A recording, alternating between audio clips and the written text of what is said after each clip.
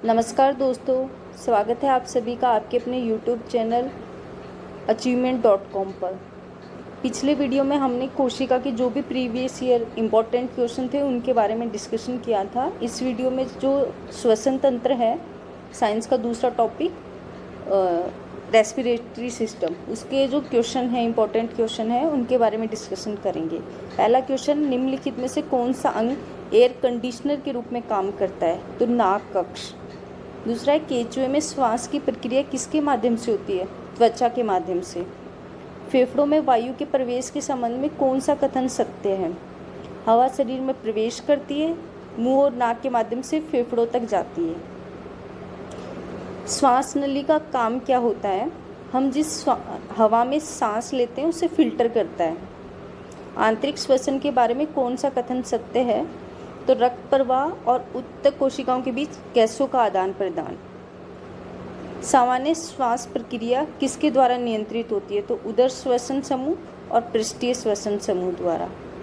पूरी तरह से जबरन सांस लेने से फेफड़े में मौजूद हवा की अधिकतम मात्रा को क्या कहा जाता है? फेफड़े की कुल क्षमता। बाहरी वातावरण और फेफड़ों के बीच गैसों का आदान प्रदान क्या कहलाता है? बाह्य श्वसन। स्वर यंत्र के संबंध में कौन सा कथन सही है? इसमें स्वर रज्जु होते हैं। ये श्वास नली में आक्रमण करने वाले रोगजनकों को रोकता है। ये उपास्थि से बना एक अंग है और ग्रसनी को श्वास नली से जोड़ता है। सभी सत्य हैं। श्वास नली के बारे में कौन सा कथन गलत है? तो सी आकार के छल्ले होते हैं जो चिपकने से रोकते हैं इसको, ये सही है। ये दाएं और बाएं फेफड़े में विभाजित होता है, ये भी सही है। पर ये श्वास नली एपिग्लोटिस से ढकी होती है, ये गलत है। निम्नलिखित में से कौन सा हमारे फेफड़ों से बलगम और गंदगी को फिल्टर और दूर रखने का कार्य करता है? तो सीलिया। मानव फेफड़ों में मौजूद एल्वियोली की कुल संख्या लगभग कितनी होती है? तो 500 मिलियन तक। इसमें गैसों का आदान प्रदान कहाँ होता है? फेफड़ों के भीतर। मानव फेफड़ों में मौजूद छोटी वायु थैली को क्या कहा जाता है? एल्वियोली। अनैच्छिक श्वसन के बारे में कौन सा कथन सत्य है? यह मज्जा और पोंछ में स्थित न्यूरॉन्स द्वारा नियंत्रित होता है। निम्नलिखित में से कौन मानव श्वसन प्रणाली के भाग हैं? तो श्वास नली, डायफ्राम और फेफड़े, ये सभी मानव श्वसन प्रणाली के भाग हैं। कोशिकीय श्वसन कोशिकाओं के अंदर कितने चक्रों में पूरा होता है? तो 3 चक्रों में। श्वसन तंत्र के किस भाग में गैसीय विनिमय होता है? तो एल्वियोली में। ऑक्सीजन का ग्रहण एवं कार्बन डाइऑक्साइड का उत्सर्जन की मात्रा किसके ऊपर निर्भर करती है? तो हीमोग्लोबिन के ऊपर। क्रेब्स चक्र की क्रिया किसके अंदर संपन्न होती है? माइटोकॉन्ड्रिया में। ऑक्सीश्वसन की क्रिया शरीर के किस भाग के अंदर संपन्न होती है? कोशिका द्रव्य एवं माइटोकॉन्ड्रिया दोनों में। फेफड़ों की सुरक्षा हेतु इसके ऊपर कौन सी झिल्ली का आवरण बना होता है? प्लूरा झिल्ली। जब अनोक्षी श्वसन की क्रिया जीवाणु और कवक में होती है तो उसे क्या कहा जाता है? किण्वन, फर्मेंटेशन। किसके ऑक्सीकरण के द्वारा उत्पन्न ऊर्जा को श्वसन कहा जाता है? तो ग्लूकोज के ऑक्सीडेशन से जो ऊर्जा उत्पन्न होती है उस प्रक्रिया को श्वसन कहा जाता है। भोजन निगलते समय जब हम लेते हैं, खाते हैं, अंदर जाता है भोजन, तो जो श्वास नली है उस मार्ग को कौन बंद कर देता है? एपिग्लोटिस। कोशिकाओं में तत्कालीन ऊर्जा उत्पादन के लिए निम्नलिखित में से एक लिया जाता है? कार्बोहाइड्रेट। कार्बोहाइड्रेट बाकी जो कंपोनेंट है उनसे जल्दी एनर्जी देता है। इनमें से किस में ऊर्जा का उत्पादन होता है? श्वसन में। निम्नलिखित पादप अंगों में से कौन सा श्वसन अंग है? तो पत्ती। कौन सा वायवीय एवं अवायवीय श्वसन में समान होता है? तो ग्लाइकोलाइसिस का जो प्रोसेस है वो दोनों में समान होता है। फेफड़ों की कुल वायु क्षमता लगभग कितनी होती है? 6 से 8 लीटर तक। मछली का एयर ब्लैडर किस रूप में कार्य करता है? सहायक श्वसन अंग और द्रव्य स्थितिक अंग दोनों के रूप में कार्य करता है। मानव शरीर के किस अंग में रुधिर ऑक्सीजन युक्त होता है? तो फेफड़े में। निम्नलिखित में से कौन सा एक एंजाइम का श्रावण यीस्ट द्वारा होता है जो किण्वन के लिए उत्तरदायी है? तो जाइमेज एंजाइम। मानव शरीर में कंठ क्या होता है? Voice box. श्लेष्मा झिल्ली की सूजन को क्या कहा जाता है? ब्रोंकाइटिस। मनुष्य में निश्वासित वायु में O2 की कितनी मात्रा होती है? 17%। कौन से वर्ग के प्राणियों में श्वसन गलफड़ों अथवा फेफड़ों द्वारा होता है? तो उभयचर जो वर्ग के जो प्राणी हैं उनमें होता है। ग्लाइकोलाइसिस में परिवर्तन होता है, ग्लूकोज बदलता है पायरुविक एसिड में। उपापचय के परिणाम स्वरूप ऊर्जा किस रूप में तुरंत रखी जाती है?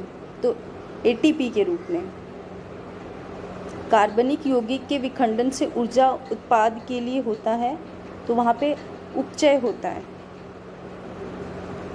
जब ATP का परिवर्तन ADP में होता है तो ऊर्जा उत्पन्न होती है। जलीय अपघटन में ऊर्जा मुक्त होती है ऊष्मा के रूप में। सबसे पहले किस प्रकार का श्वसन विकसित हुआ? एनारोबिक श्वसन। एक सामान्य मनुष्य 1 मिनट में सांस लेता है 14 से 18 बार तक। निम्नलिखित में से कौन सा जंतु श्वसन तो करता है परंतु श्वसन अंग नहीं होते हैं? तो केंचुआ, जो अपनी त्वचा द्वारा श्वसन करता है। हाइबरनेशन के समय मेंढक श्वसन करता है अपनी नम त्वचा द्वारा। तिलचट्टे में श्वसन अंग है ट्रैकिया। कोशिका में भोजन का ग्लूकोज का ऑक्सीकरण कहाँ पे होता है? माइटोकॉन्ड्रिया में। ऊर्जा का उपयोग करते हुए पायरुविक का अपघटन कहाँ होता है? माइटोकॉन्ड्रिया में। ग्लूकोज के जलने से श्वसन के दौरान ऊर्जा उत्पन्न होती है। निश्वसन द्वारा होता है। कौन से अंग द्वारा होता है? तो फेफड़ों की अविस्फीति द्वारा। निम्नलिखित में से कौन सा ऑक्सीजन युक्त और ऑक्सीजन रहित रक्त के प्रवाह को सहन करता है? मेंढक। ऊर्जा उत्पादन के दौरान ग्लूकोज का पायरुवेट में विघटन कहाँ जाता है? कोशिका द्रव्य में। ऊर्जा उत्पादन के दौरान जब हमारी मांसपेशियों की कोशिकाओं में ऑक्सीजन होती है तो 6 कार्बन अणु 3 कार्बन अणु में परिवर्तित हो जाते हैं। हमारे फेफड़ों में कोशिकाओं की संख्या 600 मिलियन होती है। O2 का उपयोग करके पायरुवेट का विभाजन में होता है, माइटोकॉन्ड्रिया में होता है। मनुष्य में पाए जाने वाला श्वसन पिगमेंट कौन सा है? हीमोग्लोबिन। निम्नलिखित में से छोड़े गए श्वसन में शामिल होता है नाइट्रोजन।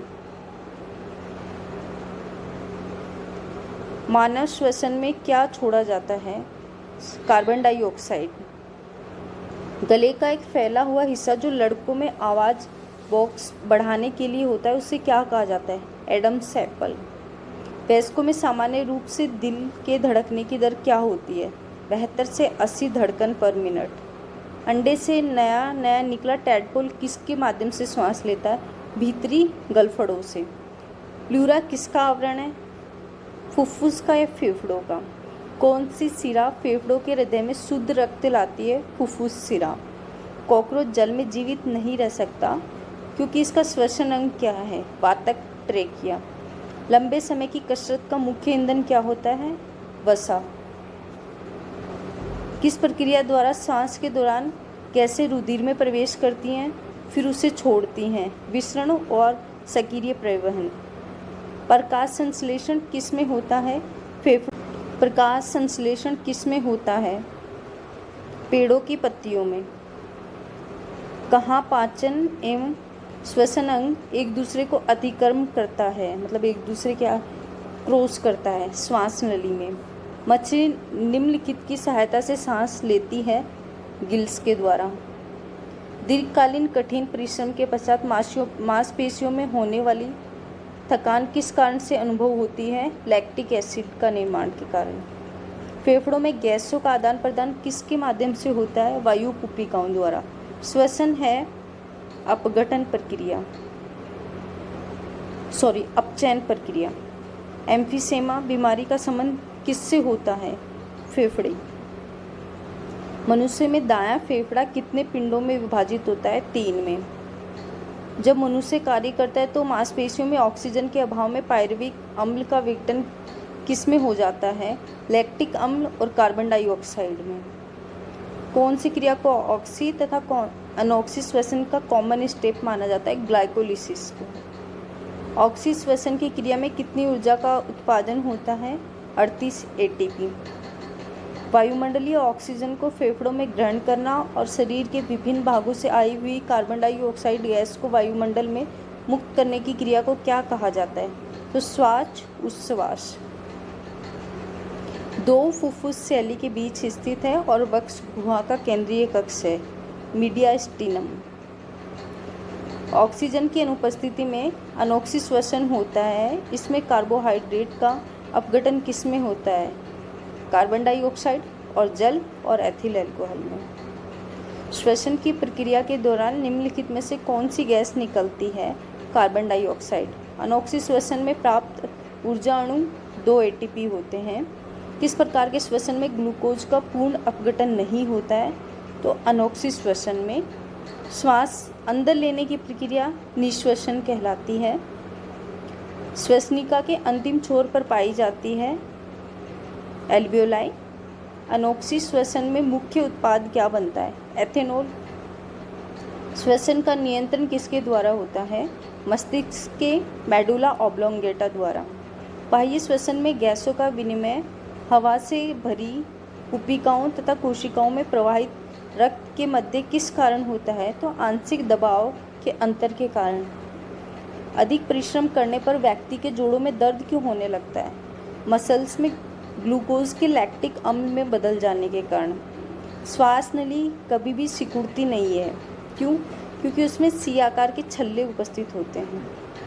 प्रकाश संश्लेषण की क्रिया में पादपों द्वारा ग्रहण की जाती है कार्बन डाइऑक्साइड। श्वसन के लिए उत्तरदायी है डायफ्राम। श्वसन दर का मापन कौन से यंत्र द्वारा किया जाता है? स्पायरोमीटर। मुख्य श्वसन अंग नासिका।